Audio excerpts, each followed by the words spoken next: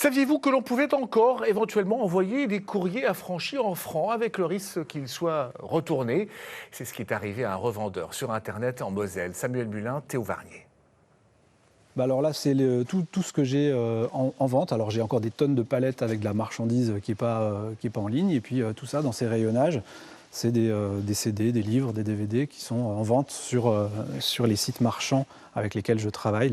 Le combat d'un homme face à un immense service public. Yannick Gélène, professionnel de la vente en ligne depuis 10 ans, a la particularité d'envoyer ses colis avec des timbres encore en francs.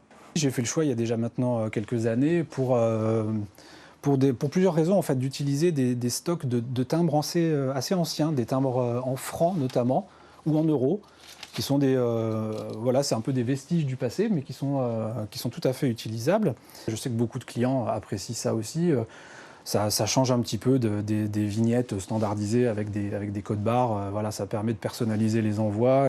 Donc il est permis d'utiliser à la fois des timbres permanents, ce qu'on appelle, avec des anciens timbres, du moment qu'ils n'ont pas été utilisés.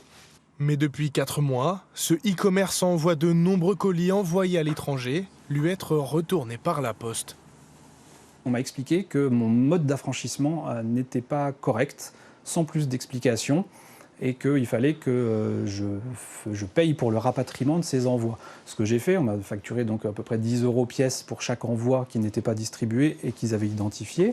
Des renvois qui ont causé quelques milliers d'euros de pertes à Yannick Gélène.